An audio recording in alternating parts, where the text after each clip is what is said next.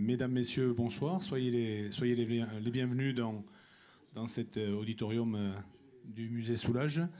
Je vous laisse vous installer tranquillement et on va lancer un des temps forts aussi de cette soirée de clôture de la quinzaine franco-allemande d'Occitanie. Et je vais laisser le micro à Benoît Decron, directeur, conservateur du musée Soulages, qui va donc poursuivre un petit peu sur la thématique du jour en nous parlant donc du parcours et du lien fort de Pierre Soulages avec l'Allemagne. Benoît, c'est à vous.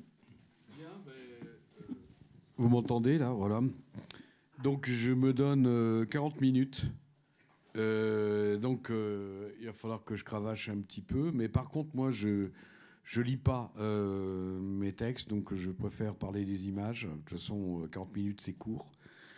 Donc l'idée, c'était de présenter Pierre Soulages, parce qu'on prépare actuellement un livre qui va sortir dans les mois qui viennent, qui s'appelle Soulages et l'Allemagne.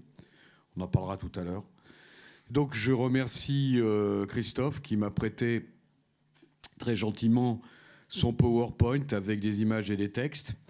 L'idée, c'est de récapituler un petit peu les 5 ou 6 points importants où il y a un rapport entre Soulages et l'Allemagne. D'abord, comme je disais tout à l'heure, je pense que s'il y a 2 pays pour lesquels Pierre avait vraiment de l'attachement, c'est l'Allemagne et c'est le Japon, à mon sens. Vraiment. Il y a toujours eu des rapports entre Pierre et l'Allemagne et de jeunes conservateurs. D'ailleurs, c'est assez marrant parce que Hermann Arnold, qui est le conservateur de Münster, je le connais depuis que je suis étudiant, parce qu'étudiant, je l'ai même reçu chez moi. Il a même dormi dans mon lit, mais moi, je n'étais pas dans mon lit, hein, je vous rassure. Donc, en fait, c'est assez rigolo de voir que l'Allemagne, c'est toujours très... Voilà, je veux dire, quand on travaille avec des collègues allemands, il y a toujours une fidélité, c'est toujours très, très agréable. Voilà. Moi, je vais assez souvent à Cologne, parce qu'il y a la galerie Boisseret. Et Cologne, c'est une ville que j'adore, vraiment, j'aime beaucoup cette ville. Donc, j'en parlerai un peu tout à l'heure. Donc, on va dire que c'est une sorte d'itinéraire un peu affectif. Alors, voilà ce que dit Pierre. L'Allemagne a toujours compté pour moi. C'est même là que tout a commencé. En effet, je vous l'expliquerai. En 1948, c'est la première grande exposition que Pierre Soulages va faire avec des amis, des peintres français. Et il va sillonner un certain nombre de villes allemandes, Nuremberg, Düsseldorf, il y en a au moins 7 ou 8, Hanovre, etc. Donc ça, c'est très important. Et puis, j'ai ajouté ça, parce que je me suis dit quand même... Et moi, j'adore Nietzsche. Tout le monde parle de Nietzsche, mais personne ne le lit. Et moi, je trouve que c'est toujours très, très intelligent, tout ce que dit Nietzsche. Et d'ailleurs, est-ce qu'il n'est peut-être même pas allemand, d'ailleurs? Un peu viennois, je crois. Il est allemand, ouais. L'art est rien que l'art. Nous n'avons que l'art pour ne point mourir de la vérité. Voilà. Alors moi, je dirais que si on n'a pas l'art, c'est ce qui nous permet d'être schizophrènes. C'est-à-dire que la schizophrénie, comme dit Gilles Deleuze, c'est quelque chose qui permet d'être soi et un autre, le ça, le moi, et de passer toujours de l'un à l'autre. Donc l'art, c'est important. Voilà. Alors, j'ai présenté les choses de la manière suivante. J'ai une petite partie de présentation générale pour bien comprendre en quelques éléments l'histoire de l'art. On va dire que l'abstraction se partage entre 3 grands artistes, Malevich, Kandinsky et puis bien sûr Mondrian. Alors on va mettre de côté Malevich et Mondrian. On va dire que Malevich, c'est la spiritualité. Hein. C'est vraiment toutes les œuvres, les carrés noirs sur fond blanc, c'est la religion orthodoxe. On va dire, pour rigoler, mais j'adore Mondrian, c'est un petit peu les cuisines Ikea. Donc, si vous voulez, c'est la géométrie, c'est ça que je veux vous dire. Et puis, celui que j'aime particulièrement, c'est Vassili Kandinsky. Alors, c'est quand même marrant de voir qu'en France, ces gens-là sont connus sans être vraiment connus. Par contre, en Allemagne, ils sont connus. Voilà. Donc, alors on parlait de Munich. Moi, une des révélations pour moi de de la peinture, c'était la visite de la Lambar House avec Gabriele Munter, qui est donc la compagne à l'époque de bien oublié superbe artiste, et donc Kandinsky. Et les Allemands, par contre, sont beaucoup plus au fait de l'évolution de la peinture et de ce qu'on va appeler la peinture informelle, si vous préférez, la peinture abstraite.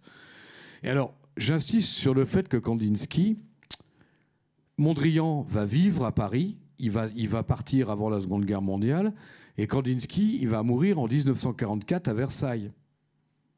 Et quand Kandinsky meurt, je ne veux pas dire que tout le monde s'en fout, mais pas grand monde s'en occupe.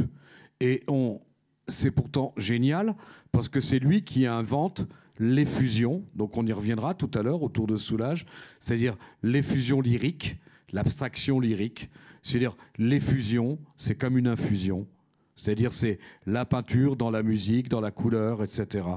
Et ça, c'est mon exemplaire, c'est du spirituel dans l'art. Le spirituel dans l'art a été publié en 1949 par le galeriste René Drouin. Personne jusqu'ici n'avait publié Kandinsky. Non, mais je dis ça parce que les jeunes historiens d'art, ils pensent que tout est tombé sur un plateau d'argent. Pas du tout. En 1949, il n'y avait pas beaucoup d'artistes qui connaissaient vraiment bien ces artistes-là. Et ceux qui connaissaient, c'était des gens comme Soulages. Alors, qu'est-ce que c'est que la peinture en Allemagne? Moi, j'adore Beckmann. Dans mon précédent musée, j'ai acheté les estampes de Beckmann. Beckmann, c'est la vieille Allemagne, mais c'est surtout le passage, la transmission de l'expressionnisme, Blau, Reiter, Die Brücke, hein, mais violent, politique, avec quelque chose de très extrêmement expressionniste. Ça, c'est l'Allemagne qui va disparaître. Avec, quand même, jusqu'en 1949, alors, voilà, c'est des œuvres très moralisantes. Hein. Par exemple, Le Commencement, qui se trouve au Met, à New York. Grand bonhomme que Beckmann. Mais Beckmann, il disparaît. Du moins, il va être dans les grands musées, mais ça ne sera pas un peintre abstrait. Il ne va pas faire d'abstraction. Alors qu'il y a des artistes allemands formidables, que moi j'adore, comme par exemple Willy Baumeister, qui est un grand artiste. Alors, je mets les dates parce que c'est quand même intéressant. 1889, 255, c'est des gens qui sont, en gros, les contemporains de Hartung, de Schneider et de Soulages. Soulages est né en 1919, c'est petit jeune, mais quand même. Donc, Willy Baumeister, il va bénéficier, dès les années 30, d'un des premiers catalogues qui est fait par les éditions Gallimard. Ça veut dire qu'en France, il est connu. Et qu'est-ce qu'il fait? C'est ça qu'il fait. Il fait comme Amédée aux enfants, comme il fait de la peinture à la Fernand Léger, voilà. Mais il est très connu en France, il expose beaucoup en France, il est même exposé à la galerie Rosenberg. Et voilà ce que fait Baumeister en 1955. Voilà. Donc il y a ce basculement, on dit, après la guerre, on ne peut plus peindre figuratif. C'est-à-dire, il y a beaucoup de choses qui ont été écrites là-dessus, mais on dit qu'après les camps, on ne peut plus peindre l'être humain. Voilà, c'est ce que racontent tous ces les grands historiens d'art. Donc voilà une œuvre de Baumeister. Cette génération, il est français, mais il est né allemand. Hans Hartung. Hein. C'est Hans Hartung, il est allemand, il est connu dans les années 30, 40, il fait de la photographie, il fait de la peinture figurative, c'est l'ami de Pierre Soulages. Et Hans Hartung, français, mais avec tous ses amis allemands, Hans Hartung, c'est certainement un des peintres qui fait le lien, justement, entre l'Allemagne et la France. Voilà. C'est le légionnaire, la Légion étrangère, le plus connu. Voilà. Quand vous parlez à un légionnaire de Hans Hartung, hein, même ici, à la cavalerie, eh ben, tout le monde connaît Hans Hartung, parce que c'est l'artiste de la Légion étrangère. Parce qu'il s'est battu avec les forces alliées. Voilà, donc voilà ce que fait Hartung en 1955. Tout le monde a vu des Hartung. Ça, c'est dans l'univers Soulages. Grand bonhomme aussi. Il y a deux grands critiques d'art. Will Groman, grand bonhomme aussi, qui passe de l'expressionnisme abstrait et qui va défendre en fait l'abstraction, donc Pierre Soulages. Et le deuxième, c'est Otto Domnick. On reviendra un peu sur lui. Grand bonhomme aussi, que ce sont aussi des historiens d'art, des critiques d'art qui sont connus et qui viennent souvent en France. On fait souvent le voyage entre l'Allemagne et la France dans les années 40, 50, 60. Un type que j'adore, c'est Sonderborg. Alors lui, il a perdu un bras. Alors Sonderborg, c'est le nom d'une île qui, je crois, doit se trouver près au large du Danemark. Sonderborg. Un des grands artistes aussi qui aurait pu croiser Pierre Soulages quand il va exposer. Voilà aussi un artiste allemand qu'on voit, par exemple, on le voit quand même, les Allemands le ressortent, hein, Sonderborg. C'est un artiste remarquable. Je l'ai déjà exposé. Et voilà ce que fait Sonderborg, des choses extrêmement violentes à base de machines. Voilà. Et puis, de cette génération aussi, le dernier, Fritz Winter. Voilà. Alors pourquoi je vous dis ça? Pour Pierre Soulages, il va donc, quand il va aller en Allemagne, c'est tous ces artistes-là qu'il va rencontrer. Mais c'est tous des vieux. Parce que vous voyez bien, 1905, Fritz Winter, 1904, Hartung. Sonderborg, lui, c'est un jeune. Groman, 87. Et donc, il va croiser tous ces gens-là. Et il y a un lien très, très important qui va se faire. Et donc, je vous le dis tout de suite parce que ça me semble important. En 1925, je ne sais pas si ça existe encore à Paris, ça s'appelle le Cercle Volney. Il y a des super expositions qui se passent là-bas avec 3 francs 6 sous. Il y a les Japonais, il y a évidemment Dubuffet, la plus grande exposition du Dubuffet, 300 pièces, c'est 1954. Et 1955, il y a la première grande exposition d'artistes vraiment allemands de nouvelle génération et d'ancienne génération présentée à Paris. Et tous ces noms-là, j'ai gardé les plus connus, évidemment Sonderborg, Willy Baumeister, qui va mourir, Emil Schumacher. Les Français connaissent le gardien de foot, mais moi qui suis historien d'art, je connais Emil Schumacher, le peintre, qui est un super peintre, Fritz Winter, Karl Otto Goetz, tous ces grands artistes allemands qu'on voit dans les musées allemands, mais que les Français présentent mal, et que Soulages connaît, et qu'il reçoit dans ses différents ateliers à Paris. Donc, je vous dis, vous savez, l'entente Adenauer, etc., c'est magique. C'est aussi que le monde des pensées, le monde de la pensée, le monde de la pensée, le monde des arts, c'est ça qui fait l'amitié.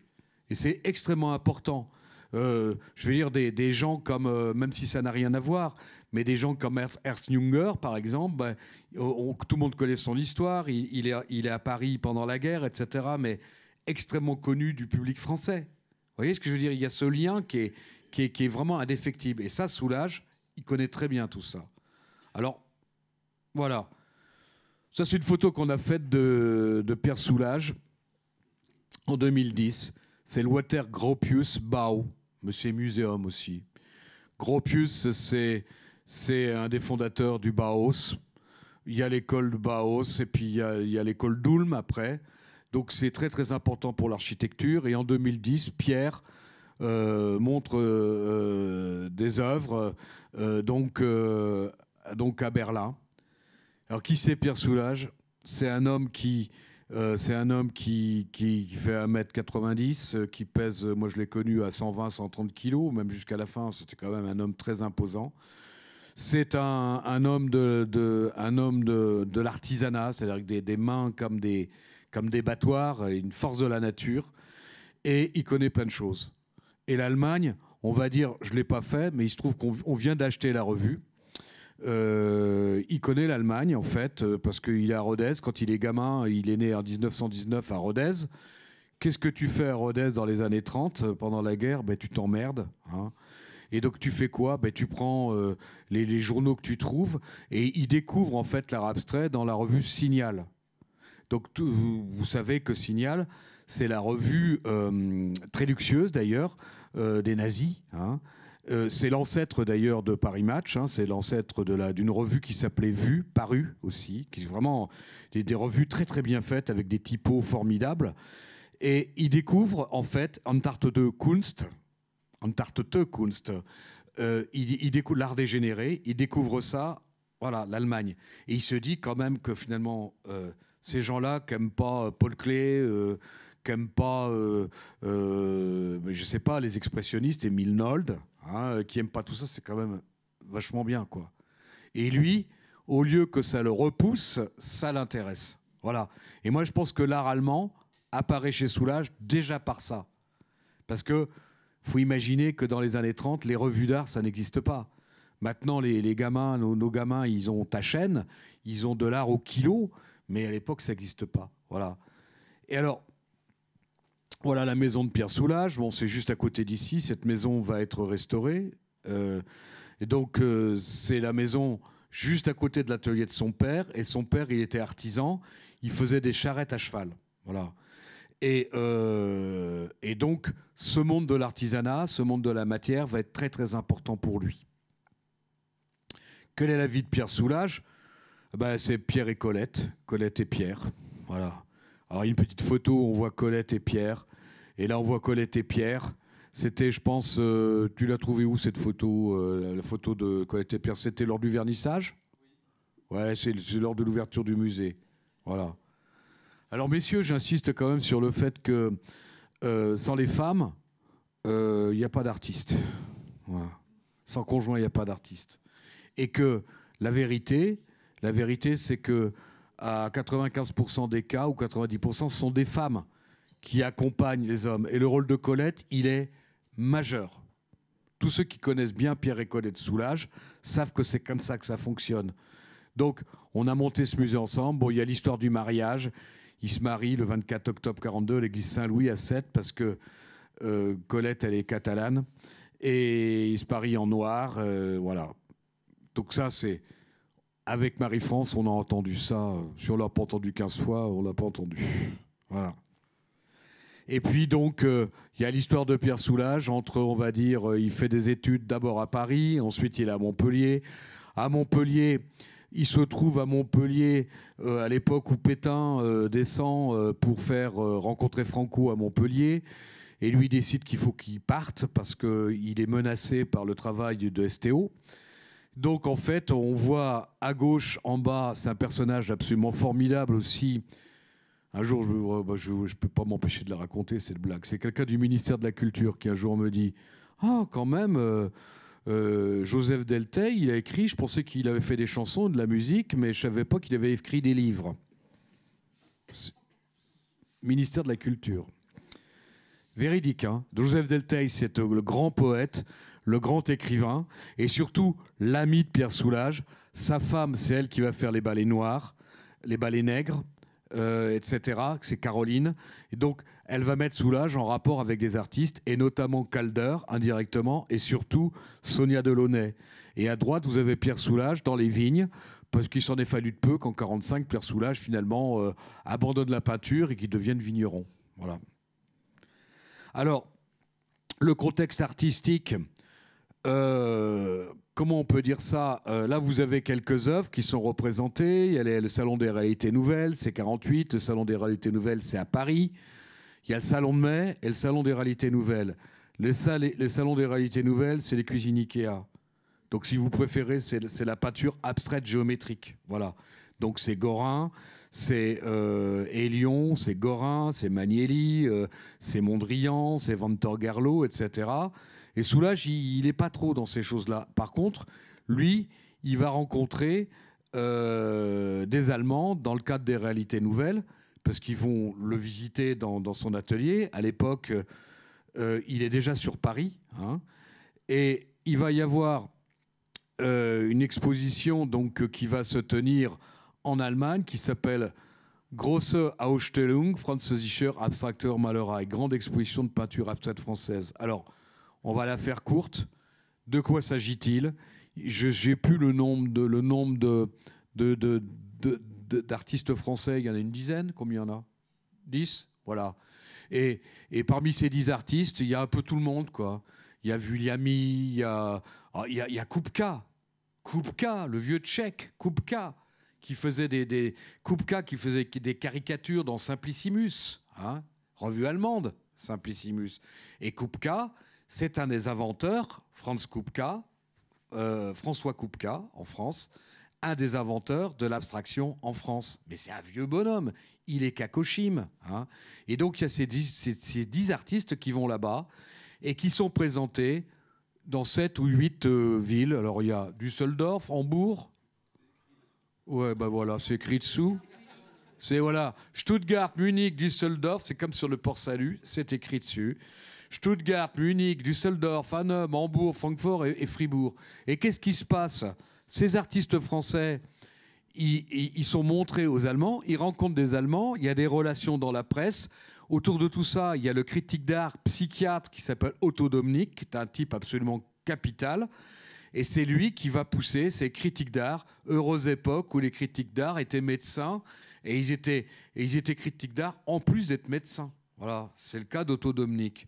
Et donc, c'est comme ça que va se diffuser l'œuvre de Pierre Soulages. Et alors, ce que je vous ai montré tout à l'heure, là, vous aviez la version blanche et là, vous avez la version noire. Voilà. Donc, on va choisir une peinture sur papier de Pierre Soulages. Il faut comprendre que dès 1946, il fait ses fameuses peintures sur papier avec le Brunois, mais avec de l'encre grasse d'imprimerie, avec de la gouache. Et donc, une de ces œuvres-là, d'ailleurs, on dit que c'est une peinture sur toile, on ne fait pas trop attention. En fait, c'est des peintures sur papier marouflées sur toile, c'est des feuilles de papier qui sont collées sur des toiles, et c'est peint évidemment à plat. C'est peint avec des pinceaux larges, des pinceaux du commerce, et le geste est vraiment très attentif. C'est pas du tout gestuel, si vous voulez, c'est vraiment très pensé. Et donc, ces œuvres-là de Pierre Soulages, directos re-Paris, re-Copenhague, de nouveau l'Allemagne, Hanovre, etc. Et puis, les États-Unis, voilà notre jeune Soulages. Et les gens disent, il y a des comptes rendus, les Américains se moquent des Français, parce que vous savez qu'en 64, on a dit que la peinture en France, c'était foutu, c'était plus que les Américains. Je dis, ils sont quand même pas bons, ces Français. Mais il n'y en a qu'un seul qui est bon. Alors, bizarrement, il est rhodésien. Voilà. Donc, c'est fondamental, parce que Soulages, il faut penser que Soulages, il a quand même un parcours foudroyant entre 49 et 59. Ça, je tiens à le dire.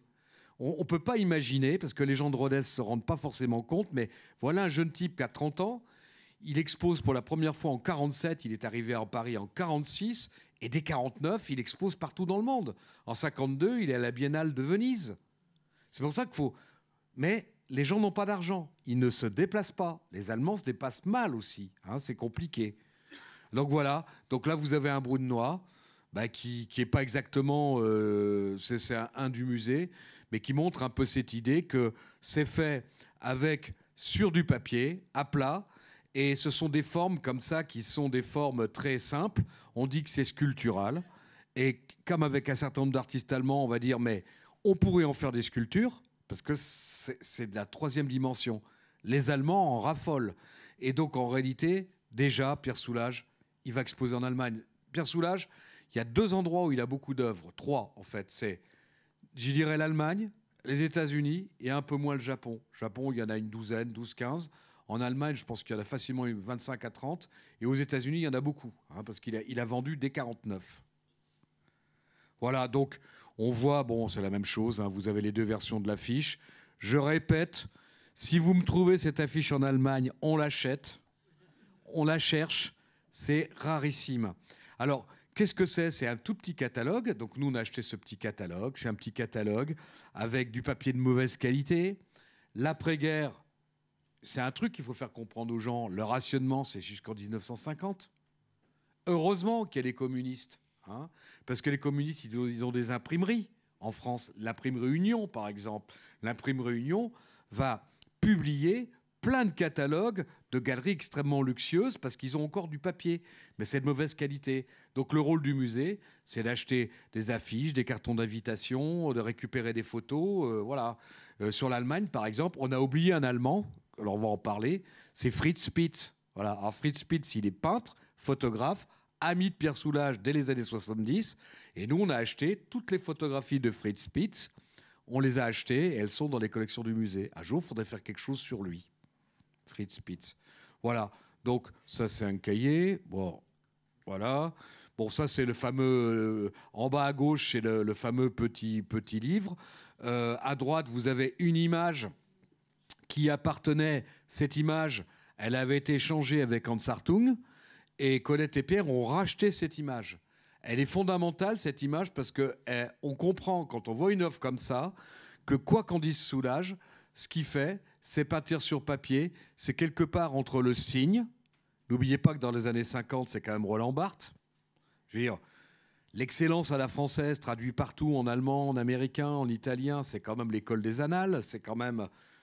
On a oublié tout ça. Hein. C'est pas Luc Ferry. Hein. Non, mais je rigole, mais je veux dire, c'est ça, les années 50. Hein. Et donc, il est quelque part coincé entre les signes et il est coincé aussi entre la calligraphie. Hein. Ça, c'est fondamental de comprendre ça. Mais Soulages, il est au-dessus de tout ça. Il dépasse tout ça. Donc voilà. On parle de tous les artistes allemands. Donc voilà, quelques œuvres qui ont pu être présentées en Allemagne. Je ne sais pas, est-ce qu'elles ont été présentées en Allemagne, ces œuvres-là? Ouais, elles ont été présentées en Allemagne, elles sont dans nos collections. Dans nos collections, on a combien d'œuvres qui ont été présentées en Allemagne? À peu près une dizaine. Voilà. Donc c'est pas rien, quoi. Hein. Alors, voilà, on avance. Donc, un des premiers galeristes de Pierre Soulages, c'est Otto Stangl. Voilà. Donc, était le grand galeriste de Munich. Voilà. Et donc, nous, on a acheté des lettres, de la correspondance, parce que quand vous travaillez avec un artiste qui a plus de 100 ans, vous êtes obligé de vous intéresser. On n'achète pas des photocopies, hein. On achète des originaux. Donc, on rachète des lettres de Pierre Soulages qu'il a pu écrire en 45, en 46, en 47, en 48. Donc, nous, on a ce rapport très, très fort avec Otto Stangl, avec différents courriers. Voilà. Et Soulages parlait allemand. Enfin, du moins, il disait qu'il parlait allemand. Alors, vous avez quelques cartons d'invitation. Il y a le fameux groupe Zen, Zen 49. Zen, ça veut dire retour à la peinture zéro. Voilà. Donc, le Zen, les amis du Zen, ce sont les amis d'Yves Klein, par exemple. Voilà. Hein, c'est le Zen, c'est le retour de la peinture zéro. Voilà. Et puis, les différentes documenta. Il y a différentes documenta où Soulages va exposer 3 fois. Donc la documenta, c'est Kassel, c'est en Allemagne. Donc quand tu t'appelles Soulages, tu exposes à la documenta. Et donc tu es donc obligatoirement repéré. Et ce qui est quand même intéressant, c'est qu'il expose à la documenta. Et à la fin des années 50, les Américains commencent déjà à sacrément nous grignoter, je dirais, l'histoire de l'art. Hein, et qu'il y a des gens dont on parle qui sont présentés à la documenta, comme par exemple, évidemment, Jackson Pollock. Voilà. Franz Klein. Klein, 62, mort en 62, Franz Klein. Donc, l'Allemagne est très important pour tous les artistes qui sont dans le domaine international. Je dirais qu'en Allemagne, les historiens d'art sont beaucoup plus dessalés, dans le sens qu'ils sont un peu sortis, que les historiens d'art français. Voilà. Donc ça, il y a cette histoire aussi avec l'Allemagne et Pierre. Voilà, donc ça c'est la couverture du catalogue de la Documenta de 59, qui est d'ailleurs une excellente année. Documenta 55, voilà. Donc avec le catalogue, une des premières grosses expositions, c'est à la Kestner Gesellschaft de Hanovre, voilà. Donc, qui ensuite, il faut penser que ça commence en Allemagne, ça va ensuite à Amsterdam.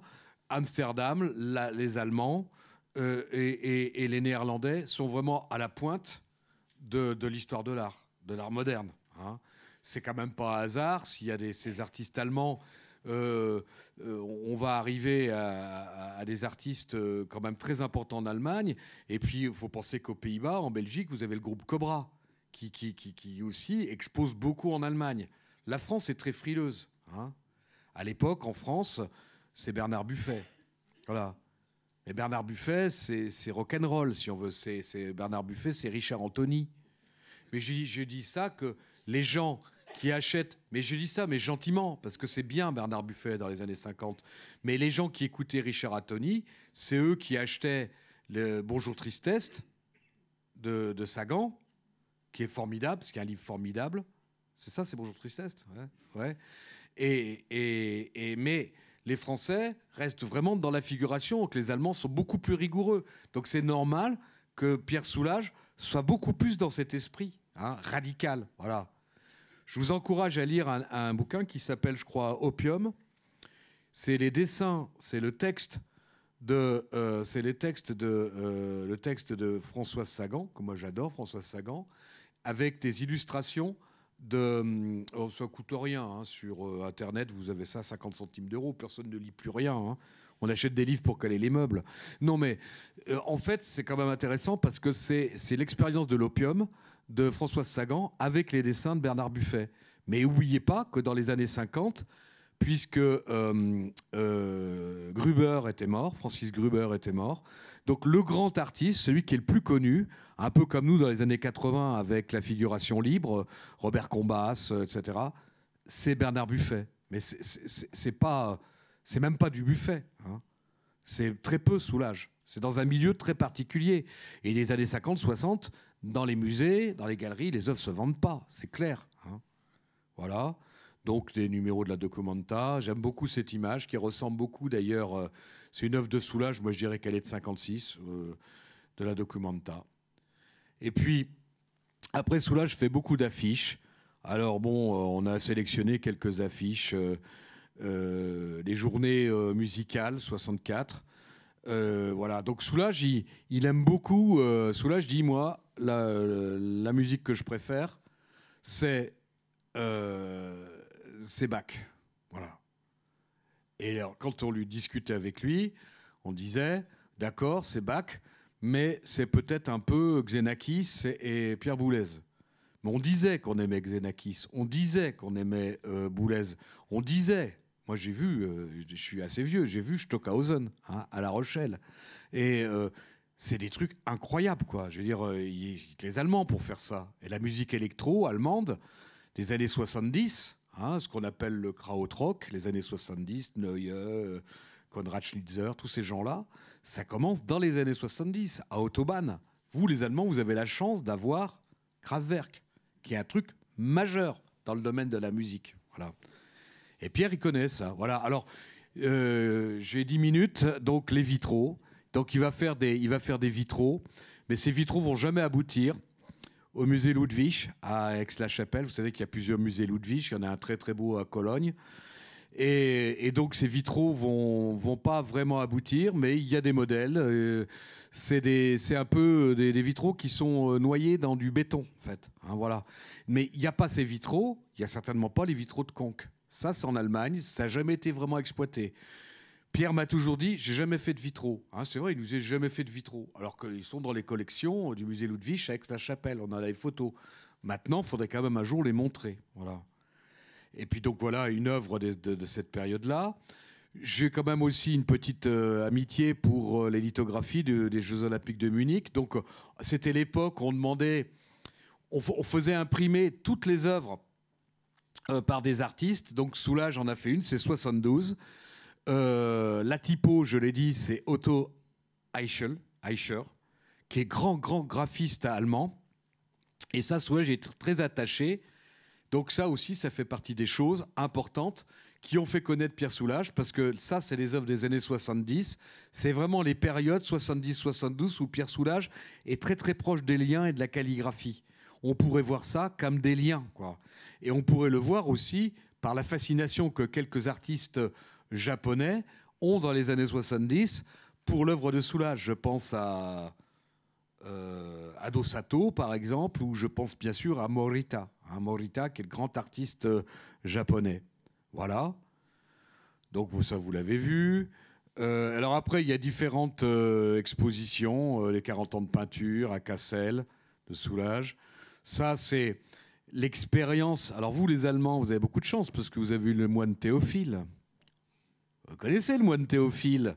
On l'imagine avec sa robe de bure, etc. C'est l'inventeur du vitrail. Pour faire du vitrail, qu'est-ce qu'il faut? Du sable, de l'eau, du feu, et puis de la silice, puis on fait des vitrails. Donc Pierre Soulages a fait Saint-Gobain, Murano, et puis finalement, il est allé à Klinge, et là, il a travaillé dans la tradition du vitrail allemand. Et il a travaillé avec les Allemands. Tous les vitraux qui viennent ici, les verres ont été faits en Allemagne. Qui sont les seuls capables de faire ça, hein, parce que quand on s'intéresse un peu à l'histoire de l'art, eh ben on sait que c'est les Allemands qui sont à la base du vitrail. Les vitraux de Conques. Alors, il y a différentes expositions. Hambourg, voilà. Alors moi j'aime beaucoup parce que là c'est Hermann, qui était jeune à l'époque, le docteur Hermann Arnold, jeune directeur du Landschaftsband Westfalen à Münster, et donc ils ont fait un accrochage qui est assez exceptionnel à Münster. Et Pierre parlait toujours de cette expérience de Münster. C'est pour ça que je travaille sur. J'ai terminé un article sur Soulages et les accrochages, et je pense que la plus grande émotion que Pierre Soulages ait eue avec l'accrochage de ses œuvres et Licht, la lumière, c'est à Münster. Et regardez, voilà, c'est dans la cour de Münster. Alors j'adore cette photo. Cette photo a été faite par Hermann. Donc vous en avez la primeur. C'est Pierre en train de monter ses œuvres dans l'espace. Voilà. Et monter les œuvres dans l'espace, ça veut dire on tend une œuvre dans l'espace. Ça veut dire que cette œuvre-là, il va le faire en Allemagne régulièrement. Elle est comme une présence, en fait, à l'intérieur d'une salle d'expo. Voilà ce que ça donne. Voilà, ça c'est formidable. Un jour, faudrait trouver un lieu et refaire ça. Ça c'est Münster. Et Münster, je crois que c'est 97, 2004, je me souviens plus. Voilà, donc de différentes expositions avec Hermann. Ça, c'est l'acquisition de l'œuvre. Donc c'est Hermann qui a encore un peu vieilli à gauche. Voilà. Donc c'est l'œuvre qu'ils ont achetée il y a 2 ans. Donc une belle œuvre de Pierre Soulages pour Münster, parce que Münster a toujours été ultra fidèle en fait à l'œuvre de Pierre Soulages. C'est un des musées les plus fidèles à Pierre Soulages à cause de cette histoire de lumière. Et puis différentes affiches. Donc Martin Gropius, voilà. Donc le musée Ludwig. Voilà, ça c'est la présentation. Ça c'était pendant le Covid. C'était à Baden-Baden. Voilà, où il y a un superbe musée qui s'appelle le musée Bourda. Hein, Friedrich Bourda, c'est ça? Voilà, Bourda. Voilà, ça c'était il y a 4 ans. Et puis voilà, une photographie de Claude Gassian, de Pierre Soulages tel que moi je l'ai connu en 2008, quand j'ai fait sa connaissance. Il avait quand même 88 ans, une vraie vedette de rock'n'roll. Hein. Claude Gassian, il faut savoir que c'est le photographe de rock and folk. Hein. Donc c'est lui qui a photographié les Rolling Stones, qui a photographié Frank Zappa, qui a photographié les Beatles, etc. Mais il a photographié aussi Pierre Soulages. Et alors, j'ai pas pu m'empêcher de terminer, parce que ça, c'était une de mes grandes émotions. Alors vous êtes allemand, donc vous connaissez. Cologne, toujours le rapport avec l'Allemagne. La photo est moche, mais allez dans la cathédrale de Cologne. Alors Cologne, ce qui est quand même fantastique, c'est que vous sortez de la gare, vous faites 60 mètres, vous êtes dans la cathédrale. Je trouve que cette ville, elle est géniale. Vous êtes dans la cathédrale. Et puis, vous allez derrière la cathédrale, il y a 2 ou 3 hôtels un peu sympas. Et puis derrière, il y a le musée Ludwig. Que demande le peuple? Et puis, si vous voulez acheter de l'eau de Cologne, c'est pas très loin non plus. Et moi, j'y suis allé, parce que c'est un endroit magique. Acheter avec le numéro, le bon numéro, etc. Alors pourquoi je vous montre ça? Parce que ça, c'est le vitrail de Richter. Et pourquoi je vous parle de Richter? Parce qu'il était question, à un moment donné, qu'on fasse une exposition avec Gerhard Richter. Et on s'est fait bouffer la laine sur le dos par Bernard Arnault, qui a plus d'argent que nous, je crois. Et donc, ça se fait toujours pas. Mais nous, on était sur le point de le faire, cette exposition Richter. Et Gerhard Richter voulait faire quelque chose sur Soulages. Et je regrette que ça ne soit pas fait. Et les vitraux, c'est des pixelisations avec ces couleurs. Et honnêtement, vous rentrez dans la cathédrale de Cologne, vous vous asseyez, vous posez votre cerveau à côté, et puis vous regardez. Et franchement, c'est trop beau. Et évidemment, Conques, voilà. Vous voyez, tous ces rapports avec l'Allemagne, il y a de quoi faire. Hein. Et puis voilà, ça c'est le bouquin qu'on va sortir, Soulager l'Allemagne. Donc on va le sortir donc dans les mois qui viennent. On n'a pas de traduction en allemand et on n'a pas d'argent. Voilà, je vous le dis. Parce que j'aimerais bien qu'il soit bilingue et dans 2 ans, on s'attaquera au Japon parce que sur le Japon, on a beaucoup de choses. Donc on rassemble toutes les œuvres de Pierre Soulages dans les musées allemands, toute la documentation avec des photographies de Pierre Soulages dans les différents musées, etc. Voilà. Et puis voilà, c'est fini.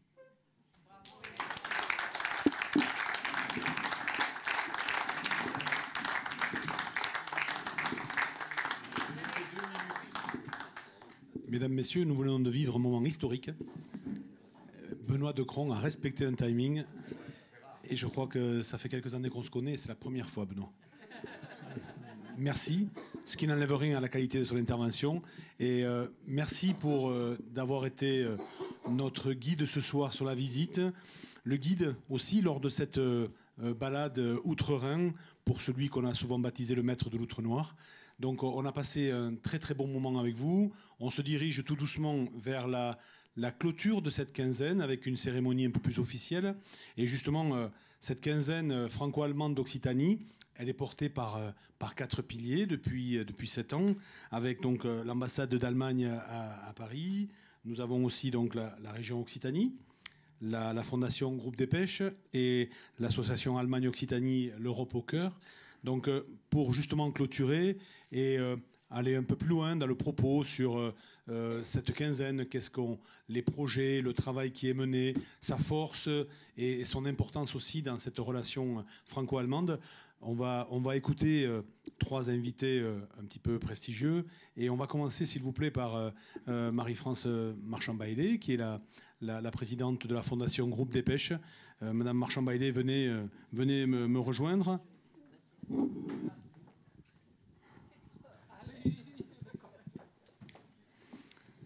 Voilà le micro pour vous, Madame Marchand-Bailey. Et avant de lancer l'échange, permettez-moi de citer Stéphane Steinlein, qui est l'ambassadeur d'Allemagne en France.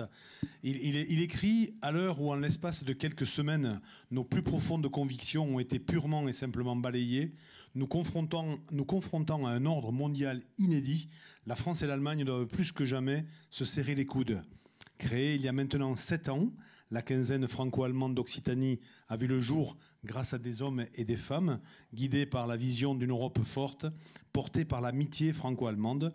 Cette Europe forte, nous n'en avons jamais autant eu besoin qu'aujourd'hui. En s'appuyant sur ce propos, Madame Marchand-Bailey, et quel est le rôle, en quoi pèse cette quinzaine franco-allemande dans ce socle ? Alors, tout d'abord, je voudrais saluer nos invités, Madame la Ministre, Madame la Consul Générale, Monsieur le Consul honoraire, mon cher Richard, Président, et Mesdames, Messieurs, merci de nous avoir rejoints ce soir pour participer à cette clôture de cette quinzaine, 7e édition de la quinzaine. Je veux aussi remercier Benoît, je ne sais pas où il est passé, mais il est parti. Ah oui, il est là. Vraiment, merci, Benoît, de tout mon cœur, d'avoir fait revivre Pierre, parce que vous et moi, on était très proches de lui, et j'avais l'impression de le voir tout à l'heure se promener dans les salles du musée, et ça fait vraiment du bien. Et puis la passion que vous avez pour cet homme et pour cet artiste extraordinaire, et pour le couple Soulages, c'est toujours un vrai bonheur de vous entendre. Alors un grand merci pour ce que vous venez de dire et ce que vous venez de nous faire vivre. Pour en revenir à la quinzaine, quand il y a maintenant 7 ans, un jour, l'ambassadeur d'Allemagne de l'époque, M. Meyer-Landru, est venu me voir à mon bureau à la Dépêche. C'était la veille des élections européennes. Et nous avions déjà, à l'époque, malheureusement, une montée des populismes et un rejet de l'Europe. Et je lui ai proposé, comme nous avons une grande communauté allemande à Toulouse avec Airbus, et je suis heureuse de saluer le directeur de la Deutsche Schule, qui est quelque part par là, voilà, puisque nous avons aussi une école allemande qui a été créée en même temps que l'ouverture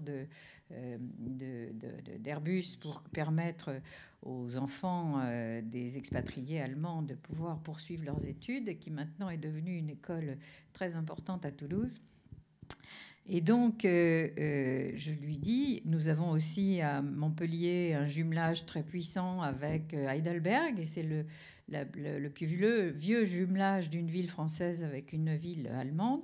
Je lui dis, pourquoi ne ferions-nous pas, j'étais modeste à l'époque, une semaine culturelle, économique, éducative, gastronomique, parce que c'est important pour la convivialité, pour resserrer les liens et faire passer ce message très fort de l'amitié nécessaire entre nos deux pays pour construire cette Europe qui, on le voit aujourd'hui, est plus nécessaire que jamais.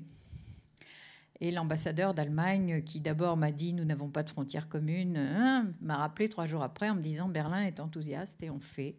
Et nous avons eu 3 semaines après le numéro 2 de l'ambassade d'Allemagne, le conseiller culturel, économique.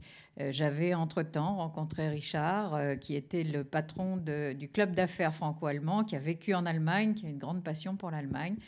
Et nous avons, chemin faisant, construit cette quinzaine qui maintenant est un rendez-vous annuel, qui développe 150 à 170 événements chaque année, aussi bien dans les grandes villes que dans les petits villages. Nous avons fait cette année des journées économiques remarquables. Nous avons eu même la présence du gouverneur de la Banque de France. Nous sommes maintenant reconnus comme étant, je pense, un rendez-vous important entre nos deux pays et un moment de convivialité et d'amitié. Et je dois dire que cette année, plus que jamais, c'était indispensable. Quand nous avons fait l'inauguration à Montpellier, j'avais, il y a 6 mois, proposé que, comme ça faisait 80 ans de paix, 1945-2025, j'avais demandé à l'ambassade de me trouver des journalistes allemands qui pourraient venir échanger avec les journalistes de Midi Libre, puisque nous avons fait l'inauguration à Montpellier, pour parler de cette amitié et de la manière dont on le traitait dans la presse des 2 côtés du Rhin. Et nous avions invité aussi la secrétaire générale du Quai d'Orsay, Anne-Marie Descottes, qui a été pendant 5 ans notre ambassadrice en Allemagne et qui souhaitait venir parce qu'elle nous a beaucoup aidés quand nous avons démarré la quinzaine. Et Anne-Marie m'a appelé la veille en me disant « Je ne peux pas venir parce qu'au moment où nous débattions avec les journalistes allemands, il y avait à Paris le sommet avec 30 chefs d'État, avec Macron, pour parler du sujet de Poutine, Trump, enfin les fous furieux qui nous gouvernent actuellement dans ce monde si dangereux. Et je crois que tout cela, pour vous, et les journalistes allemands ont été remarquables de lucidité et à la fois on partageait leur inquiétude, nous étions tous très inquiets, et nous le sommes encore d'ailleurs, mais en même temps, la nécessité de renforcer cette amitié de manière absolument très forte. Et je crois que c'est à ça que sert, en tout cas je l'espère, la quinzaine. Vous parliez à l'instant du coup d'envoi donné à Montpellier donc le 27 mars. Les 13 départements d'Occitanie ont reçu plusieurs événements qui ont chacun montré la force de cette relation. La clôture a lieu ce soir ici au musée Soulages à Rodez. Est-ce que pour vous, c'était comme une évidence ? Ah ben, c'était une évidence. Vous l'avez entendu avec ce que vient de nous dire Benoît. Je savais à quel point l'Allemagne et Soulages était notre plus grand artiste contemporain jusqu'il y a encore quelques années quand il était vivant, et c'est toujours d'ailleurs. Et ça paraissait absolument évident que nous venions à Rodez aujourd'hui. Oui, je crois que c'est très important parce que Benoît l'a dit tout à l'heure, l'art, c'est ce qui nous réunit. Quand j'étais petite fille, mes grands-parents m'emmenaient dans les musées et mon grand-père me disait « Tu vois, ma chérie, même si on ne parle pas la même langue, même si on ne vient pas de la même culture, devant une œuvre d'art, on peut ressentir la même émotion. C'est ça qui fait la différence. C'est ça l'art et c'est ce qui nous reste. » Et c'est vrai, c'est exactement ça. Et je pense que clôturer la quinzaine allemande dans le musée Soulages, c'est un vrai symbole pour nous tous qui travaillons pour cette quinzaine et pour tous les bénévoles, parce que la quinzaine n'existerait pas sans l'ensemble des bénévoles et sans l'ensemble des mécènes qui nous accompagnent, etc. C'est une vraie chaîne de solidarité que nous avons et de fraternité que nous avons réussi à construire, je crois. Il y a 7 ans, vous disiez tout à l'heure que modestement, vous aviez proposé une semaine. Oui. Aujourd'hui, on clôture la 7e édition. Le bébé a bien grandi. Il a de belles joues aujourd'hui. Est-ce que vous arrivez à vous projeter déjà sur la 8e édition ? Quelles sont vos envies, Madame Marchand-Bailey ? On va souffler d'abord un peu, si vous permettez. Et puis, il y a quelque chose que je voudrais dire quand on parle de l'Europe. La France et l'Allemagne, c'est 150 millions d'habitants. L'Europe, c'est 450 millions d'habitants. À nous deux, nous sommes un tiers de l'Europe. Donc, le moteur ou le couple ou ce que vous voulez, en tout cas, ces deux pays qui ont tellement de choses en commun sont vraiment le cœur et la force de l'Europe. Et ça, je crois qu'il faut absolument qu'on en ait tous conscience, parce qu'en ce moment, plus que jamais, on doit la construire plus solidement, cette Europe. Alors, je pense que pour la 8e édition, on va essayer de travailler sur justement ce sujet européen, peut-être en élargissant dans nos invités. Enfin, je sais pas, on n'a pas encore... D'abord, vous savez, on finit. On est très heureux de finir, n'est-ce pas, Richard? Et puis ensuite, on débriefe et puis on travaille pour l'année prochaine.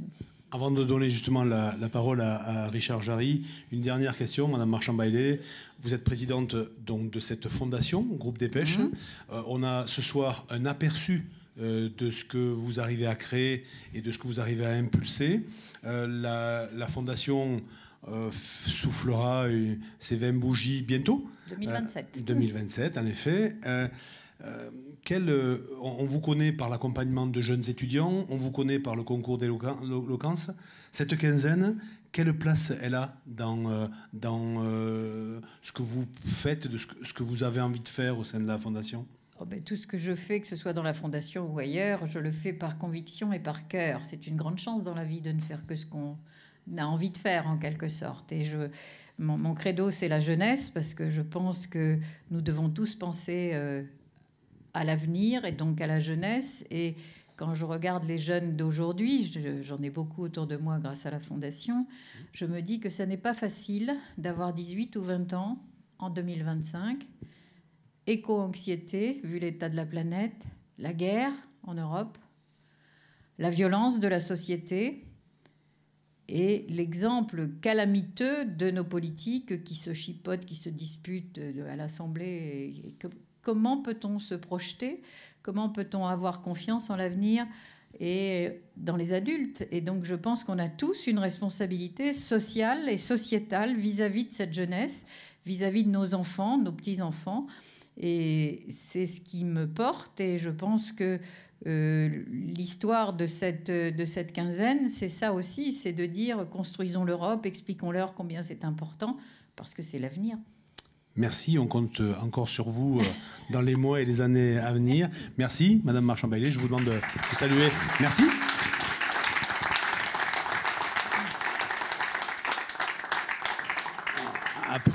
Après Marie-France Marchand-Bailey, je vous demande donc d'accueillir Richard Jarry, qui est donc lui le président de l'association Allemagne-Occitanie, l'Europe au cœur, sportif aussi. Oui, bien sûr, tout à fait.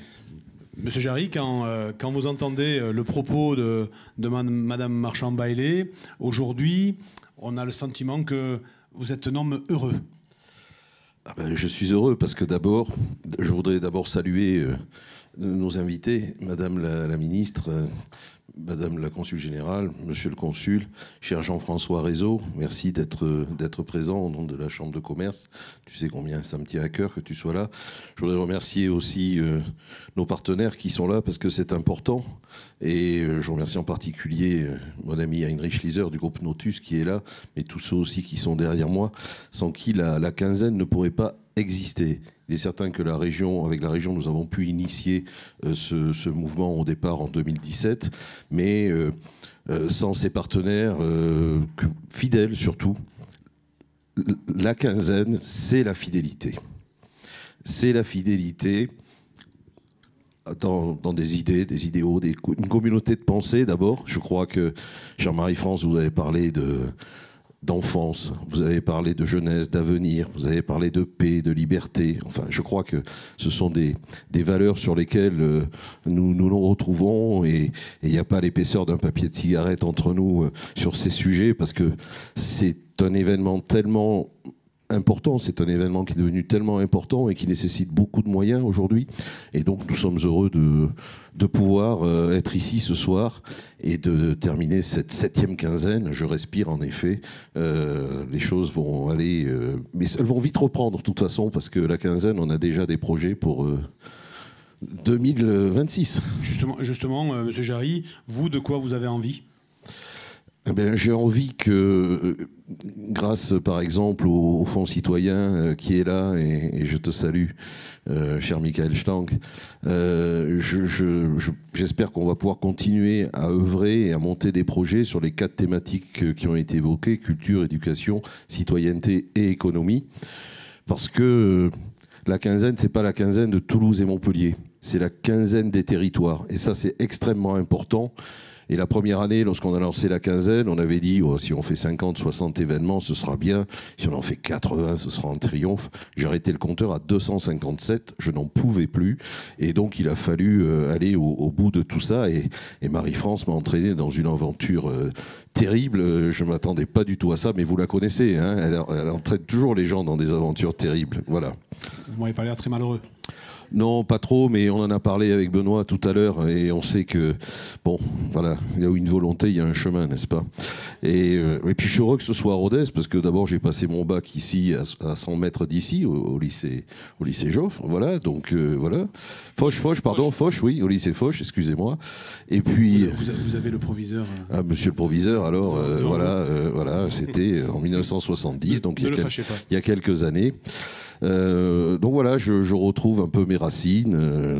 Rue Pasteur, pas très loin d'ici aussi, pas très loin de là où était notre ami Pierre Soulages. Voilà, donc je suis un peu chez moi ici aussi. Quand vous faites allusion à tout ce qui se fait, à tous ces projets qui sont montés, qui sont portés, il y a des choses, vous, à titre personnel, vous parlez des 4 grands piliers sur lesquels vous aimeriez travailler, la culture, l'économie. Est-ce qu'il y a quelque chose en particulier que vous aimeriez vous développer, que vous aimeriez voir davantage valorisé, sur lequel on mettrait l'accent ? Ah, mais je pense que tout ce qui touche à l'enfance et à la jeunesse, pour moi, c'est un sujet extrêmement important. Parce que ces valeurs dont tu as parlé... Benoît, tout à l'heure, dans vos propos, à la fin de la visite, vous avez parlé d'une fermeture éclair entre la mer et le ciel. Je pense que cette idée de fermeture éclair, je vais la garder pour l'année prochaine, parce que ce lien, c'est l'enfance et c'est la jeunesse. Et c'est eux qui sont ce lien avec notre avenir. Et pour défendre ces valeurs européennes, je le dis souvent, de l'article 2 du traité de l'Union, hein, la liberté, l'état de droit, enfin tout ce qui fait qu'aujourd'hui on arrive à vivre, à faire société, c'est extrêmement important. Il faut que les enfants soient sensibilisés à ça très très jeunes. Et je voudrais qu'on puisse, notamment avec l'éducation nationale, travailler encore plus. Monsieur le proviseur, c'est très important pour nous. Et c'est d'ailleurs pour la jeunesse. Un tiers de la population de la région Occitanie a moins de 30 ans. Voilà. Donc c'est important aussi de parler d'avenir et de donner de l'espoir. Et je crois que ce qui se passe actuellement, le rapprochement qui est en train de s'opérer entre la France et l'Allemagne, en fait, en 2017, Marie-France était un peu visionnaire de ce qui allait se passer lorsqu'elle a eu cette idée. Et je crois qu'aujourd'hui, tout ça se confirme et on voit bien que ce rapprochement avec l'Allemagne est absolument indispensable. Et on ne peut que se réjouir de la décision du nouveau chancelier de se rapprocher de la France. L'Europe, pour compléter ce que vous disiez, Marie-France, c'est 5% de l'humanité, mais c'est 17% du PIB mondial quand même. Donc on n'est pas rien, on ne pèse pas rien. Et la marchandisation du monde, où tout n'est pas, ne se négocie pas comme voudrait le faire un président américain que je ne citerai pas. Monsieur Jarry, merci beaucoup pour ce témoignage. Je vous reprends la petite... Merci.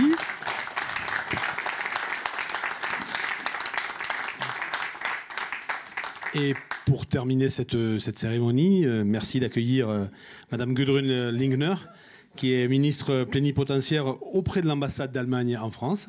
Bonsoir madame, servez-vous. Je suis comme ça, moi. Très bien. Et j'aimerais maîtriser la langue de Goethe comme vous maîtrisez celle de Molière, en tout cas. Merci d'être là, c'est une chance pour nous. Mais avant de parler de votre regard, de votre sentiment, quelques lectures aujourd'hui dans un très bon journal local m'ont permis de découvrir que vous aviez fait une scolarité dans le Tarn. Oui. Racontez-nous en 2 mots, s'il vous plaît. Alors 2 mots, je ne sais pas, mais... 3. 5. Allez, on négocie. Allez, on négocie. j'étais un peu révoltée quand j'avais 17 ans, comme c'est normal, je pense. Certainement. Et donc j'avais décidé qu'aller à l'école, ça ne me rendait pas heureux. Et que je voulais retourner vers quelque chose de plus concret, toucher la terre et aller ailleurs. Et c'est comme ça que je suis arrivée en France pour apprendre comment faire du vin. Et je suis arrivée à Ossac, où j'ai trouvé une famille formidable qui m'a accueillie pour rien. C'était vraiment un geste. Voilà, c'est bien que vous soyez là, venez, vous pouvez habiter ici. Vraiment des gens formidables. Et au bout de quelques semaines, je me suis aperçue que je ne serais jamais une bonne agricultrice et que je m'embêtais un peu toute seule dans mon petit village. Et j'ai commencé à aller à l'école. Je suis donc revenue vers l'école et j'ai passé une année de première dans un lycée à Albi. J'ai pris le bus tous les matins. J'ai passé beaucoup de temps dans ce bus pour arriver au lycée. Et puis j'ai fait l'année de première, ce qui est un cadeau, parce qu'on apprend toute la littérature française en première. On commence avec la chanson de Roland et on finit Paul Éluard et Sartre et tout ça. Et j'étais vraiment émerveillée, ça a changé ma vie, c'était quelque chose qui était important pour moi, pour mon développement personnel aussi. Et surtout, ça m'a fait découvrir la France et la culture française, la littérature française, la peinture, l'art, enfin, l'art de vivre aussi. Et depuis que je vais passer cette année, je suis toujours revenue vers la France quand je le pouvais. Voilà. Et est-ce que vous continuez à apprécier le vin français ? Beaucoup. Et comment on rebondit d'une classe de première dans un lycée d'Albi pour se retrouver à Pretoria en Afrique du Sud ou ensuite à Shanghai en Chine ? Parlez-nous un petit peu de votre parcours. Qu'est-ce qui a motivé un petit peu cette trajectoire qui a été la vôtre ? Je crois que cette année en France m'a montré qu'il faut oser et tout est possible. En fait, c'est ça. Ça m'a rassurée que si on fait, ça fonctionne. Et du coup, j'ai toujours essayé et ça marchait. Et j'étais curieuse. Je voulais voir des choses, je voulais apprendre. Et ce métier de diplomate permet ça, parce qu'il n'y a pas de routine. On ne commence pas un travail qu'on va faire pendant 30 ans. Et on change de pays, on change de travail tous les 3-4 ans. Et pour moi, c'était parfait. Et voilà, tout en revenant de temps en temps en France pour recharger les batteries. Aujourd'hui, on est là pour parler, pour clôturer la 7e édition de cette quinzaine franco-allemande d'Occitanie. Madame Marchand-Bailey, Monsieur Jarry nous ont donné leur témoignage vu de l'intérieur, puisqu'ils ils le portent, ils le défendent, ils l'aident à grandir. Vous avez un regard extérieur, justement, quand vous avez pris connaissance de l'existence de ces événements. Aujourd'hui, vous vous dites quoi ? Waouh, c'est beau. C'est magnifique, mais c'est formidable ce que vous faites, parce que ça concrétise quelque chose qui est très loin, quelque part, à Paris, à Berlin. Il y a des États qui se parlent, il y a des traités qui se signent. Tout ça, c'est bien important. Je suis absolument convaincue qu'il faut le faire, et d'ailleurs, c'est mon métier. Mais s'il n'y a rien qui en sort en concret pour les gens, ça tourne vide au bout d'un moment. Et on a des populismes qui montent en Allemagne comme en France, parce qu'il y a cette distance qui s'installe entre les gens et la politique, alors qu'il faudrait que ça soit uni. C'est quelque chose. La politique est faite pas pour les politiciens. La politique est faite pour les gens, pour les pays, pour le concret, pour la vie. Et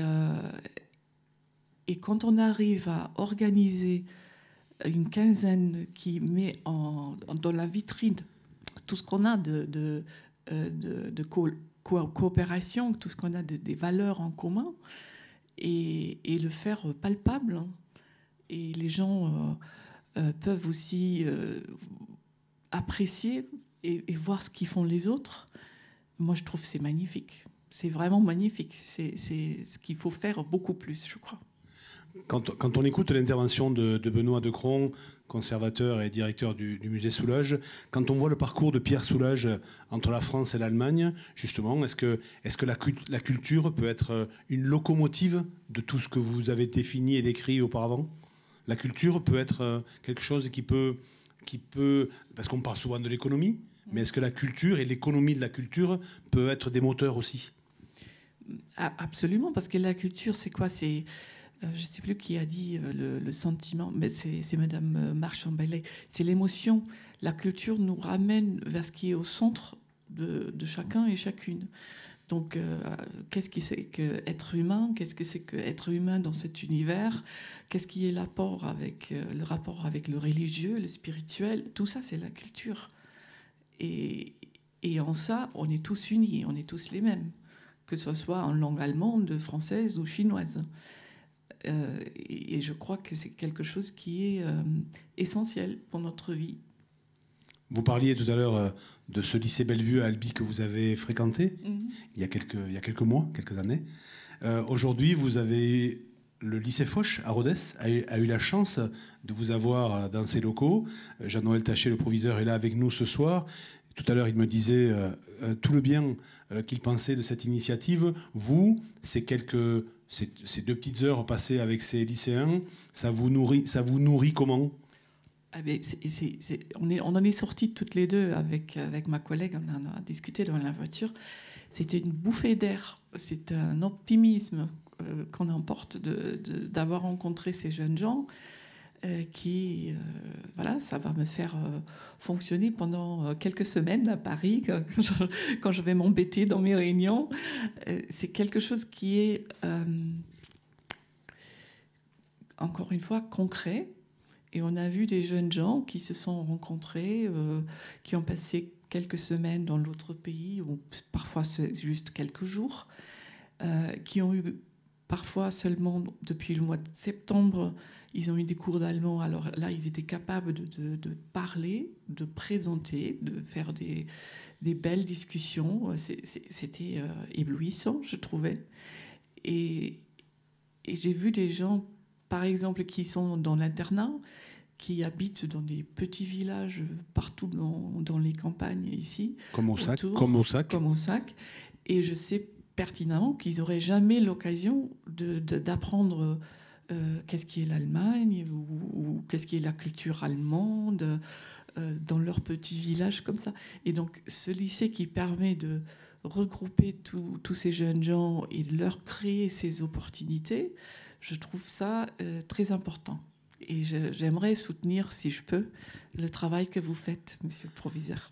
Je crois que Jean-Noël Taché et ses équipes ont pas mal de projets. Je vous invite à consulter vos mails régulièrement. On ne sait jamais. Avec plaisir. Et pour terminer, Madame la Ministre, vous allez regarder droit dans les yeux Madame Marchand-Bailey et Monsieur Jarry. On parlait tout à l'heure de la 8e édition pour l'année prochaine. Quel message vous avez envie de leur délivrer à ces organisateurs de cette quinzaine? Le premier, c'est un grand merci, vraiment un très grand merci. Et le deuxième, continuez. Et le troisième, comptez sur moi. Madame la Ministre, merci beaucoup. Merci à vous. Merci à vous tous.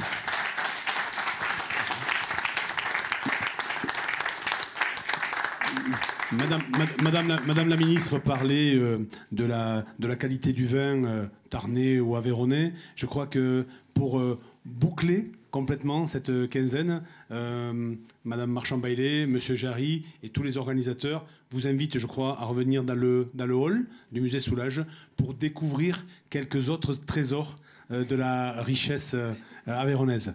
En tout cas, merci à vous tous et puis prenez soin de vous.